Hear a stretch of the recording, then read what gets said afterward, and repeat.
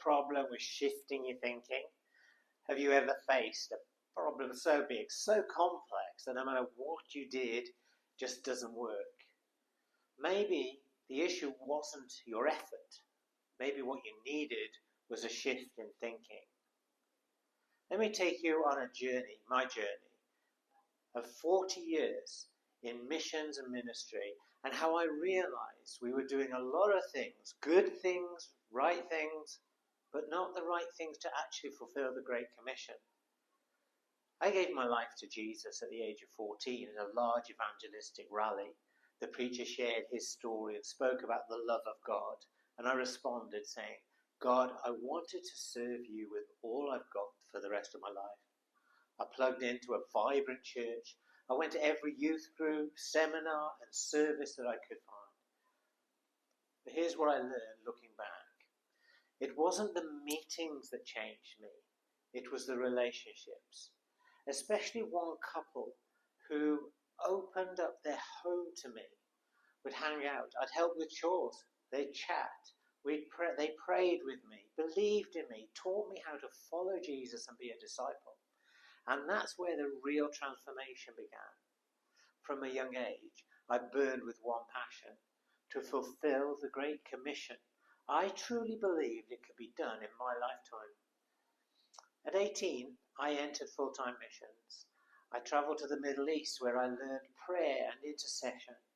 And then in Amsterdam, I learned evangelism. And then cross-cultural ministry in Youth with a Mission in Cyprus.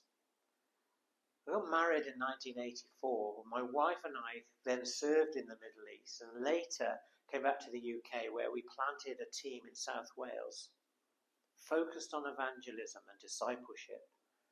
We saw fruit, people responding to Jesus, but when we followed up a few months later, most of them still weren't in church. The fruit didn't remain. We wrestled with how to make this work long term. In the end, we planted our own church, a relevant church, open to the lost and ready to meet people. We grew, but that growth was mostly transfer growth, not transformation, not multiplication, and then eventually we closed the church. We wandered for a while, searching for a church that shared our passion for the lost. In 2012, we finally found a fresh, visionary church. With this church later, we helped plant churches in India, in Rotterdam, and then finally in Cyprus, where we became the pastors. It seemed like a breakthrough, the breakthrough we'd been looking for.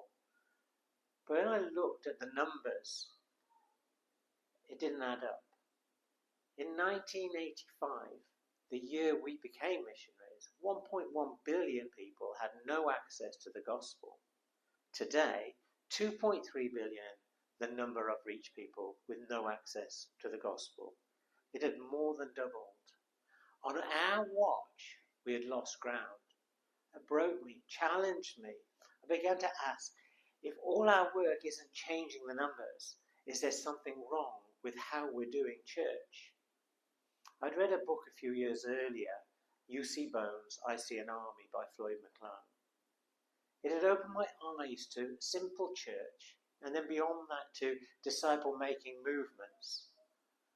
All across the world, movements are multiplying, not through big church events, church budgets, or big names, but through obedient disciples making other disciples, rapidly, organically, and relationally.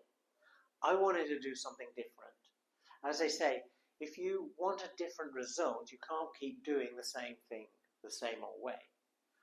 But this is easier said than done. If you spent your life investing in a particular model and strategy, it's hard to change. It takes a total paradigm shift, different way of thinking. And here's the key shift that I discovered. We've been building strategies for addition, but Jesus called us to multiplication. In Matthew 28, verse 19 to 20, he says, "Go and make disciples of all nations, teaching them to obey everything I've commanded you." And that's the shift we need to make, that I needed to make. Stop inviting to our services and our meetings and go and meet them they are and make disciples. That's what disciple-making movements are all about.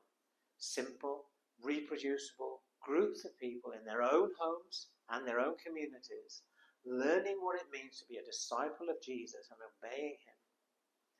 The core elements of this strategy are obedience rather than information, discovery-based learning, rapid multiplication, and indigenous leadership. Most of all, it's about obedient disciples who make obedient disciples. I realized that I couldn't keep one foot in conventional church model and the other in this new way.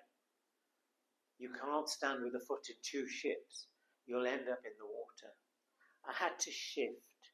I want to invite you to make that shift too. It doesn't mean leaving your church. It means rethinking your role in God's mission. You don't need a microphone or a stage or a degree. You just need to say yes. Yes to people. Yes to being a disciple who obeys. Yes to sharing your faith. Yes to starting simple groups that multiply. That's why I created Disciple Making Movement Starter Guide, practical tool to help you get started. You can download it for free in the link in the description. Missions isn't just for missionaries, it's for every believer. Jesus said, the harvest is plentiful, but the labourers are few. Let's stop waiting for someone else to go. Let's stop measuring success by how full our church is and start asking, are we making disciples who make disciples? If you're ready to rethink church, if you want to make your life count, if you're willing to obey, not just attend, then let's go. The harvest is ready. Please download the starter guide in the description. Reach out to me with an email or send a comment below. Thank you for watching. Let's walk this journey together.